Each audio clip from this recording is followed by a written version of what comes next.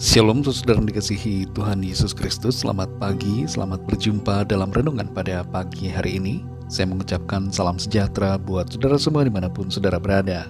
Damai dan sukacita oleh Roh Kudus melimpah senantiasa dalam hati dan kehidupan saudara semua. Sebelum kita mendengarkan renungan firman Tuhan, mari sama-sama kita berdoa.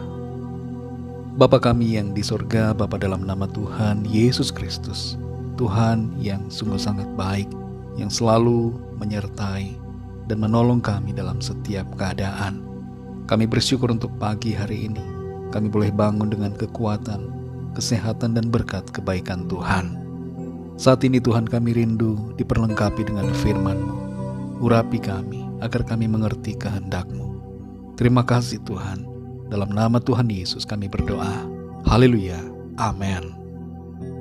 Saudara dikasih Tuhan, pembacaan Alkitab kita pada saat ini terdapat dalam 1 Korintus pasal yang ke-15. Saudara dapat membacanya secara pribadi setelah mendengarkan renungan ini. Saya akan membaca 1 Korintus 15 ayat 3-4. Tertulis demikian.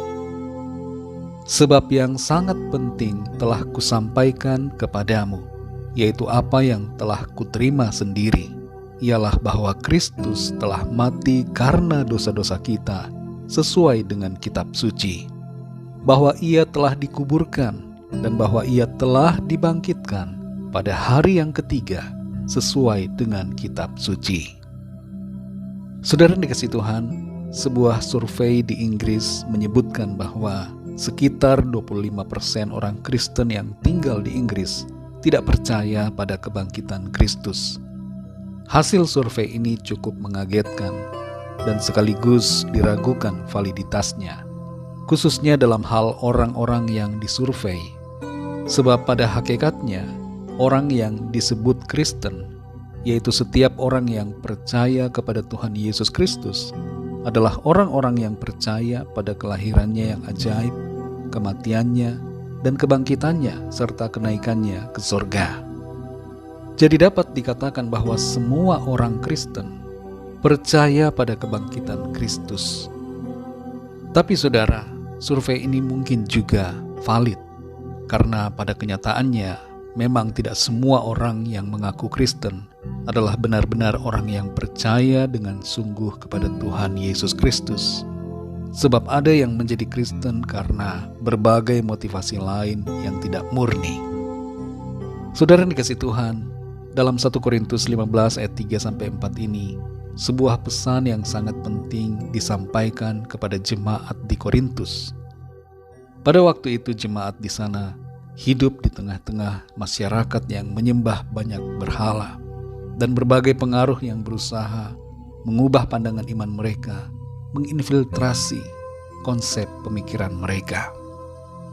Ada orang-orang yang meragukan soal kebangkitan Kristus, dan itu sebabnya kepada mereka kembali diingatkan dan ditegaskan sebuah pesan yang sangat penting, bahwa Tuhan Yesus telah mati karena dosa-dosa kita sesuai dengan kitab suci, dan bahwa ia telah dikuburkan dan telah dibangkitkan pada hari yang ketiga sesuai dengan kitab suci. Kebangkitan Kristus terjadi sesuai dengan kitab suci dan sesuai dengan fakta. Para nabi telah menubuatkannya, dan fakta telah membuktikannya bahwa ia disalibkan, dikuburkan dan bangkit pada hari yang ketiga. Para murid dan orang-orang percaya berjumlah hingga 500 orang menjadi saksi dari kebangkitannya. Dan ia tidak hanya bangkit, melainkan naik ke surga dan akan datang kembali di akhir zaman. Berita tentang kebangkitan merupakan kabar yang sangat penting bagi kita orang-orang percaya.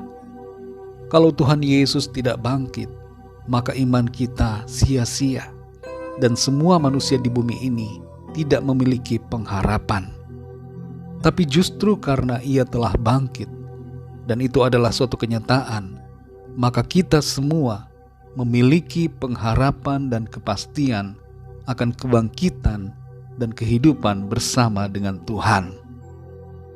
Saudara dikasih Tuhan, di bagian akhir dari pasal ini, yaitu di ayat yang ke-58 tertulis, "Karena itu saudara-saudaraku yang kekasih, berdirilah teguh, jangan goyah, dan giatlah selalu dalam pekerjaan Tuhan. Sebab kamu tahu bahwa dalam persekutuan dengan Tuhan, jerih payahmu tidak sia-sia." Iblis mencoba untuk mempengaruhi dan memutarbalikkan kebenaran melalui berbagai ajaran yang tidak sesuai dengan firman Tuhan. Tapi mari kembali ingat akan pesan penting ini, saudara. Tuhan Yesus sudah bangkit dan ada kebangkitan di dalam Dia. Kalau ada di antara saudara yang saat ini ragu dengan kebangkitan Tuhan Yesus, mari kembali percaya kepada kebenaran bahwa Ia sungguh telah bangkit dan hidup. Dan oleh karena Tuhan Yesus telah bangkit, mari kita terus bersemangat dalam melayani Tuhan. Jangan kita goyah dalam keadaan dan situasi dunia yang semakin berubah dan semakin rusak hari-hari ini. Tapi mari tetap teguh dalam iman dan giatlah selalu dalam mengerjakan pelayanan kepada Tuhan. Semua yang kita kerjakan bagi Tuhan tidak akan pernah sia-sia. Ada upah bagi setiap pekerjaan dan pelayanan kita di dalam Tuhan. Dan satu hal yang penting sekali, saudara, kita semua yang percaya juga akan mengalami kebangkitan dan kehidupan yang kekal oleh kuasa dan karunia Tuhan. Mari kita berdoa, saudara. Bapa kami yang di surga, Bapa, dalam nama Tuhan Yesus Kristus, kami bersyukur kepadamu Tuhan untuk firman-Mu yang sudah kami dengar pada saat ini. Firman-Mu yang kembali mengingatkan kami akan suatu hal yang sangat penting dalam iman kami, yaitu tentang kebenaran bahwa Engkau telah bangkit pada hari yang ketiga, naik ke surga dan berkuasa, berdaulat atas segalanya, serta Engkau akan datang kembali di akhir zaman. Kami bersyukur untuk kebangkitan-Mu Tuhan, sebab kebangkitan-Mu memberikan kami pengharapan dan kepastian bahwa kami juga akan mengalami kebangkitan oleh kuasa-Mu. Karena itu Tuhan, kami tidak mau lemah, tidak mau patah semangat, tapi kami mau terus percaya, teguh dalam iman kami, dan giat dalam melayani Engkau. Terima kasih untuk sukacita dan kekuatan dari firman-Mu Tuhan. Kami mohon berkat-Mu atas kami semua di sepanjang hari ini.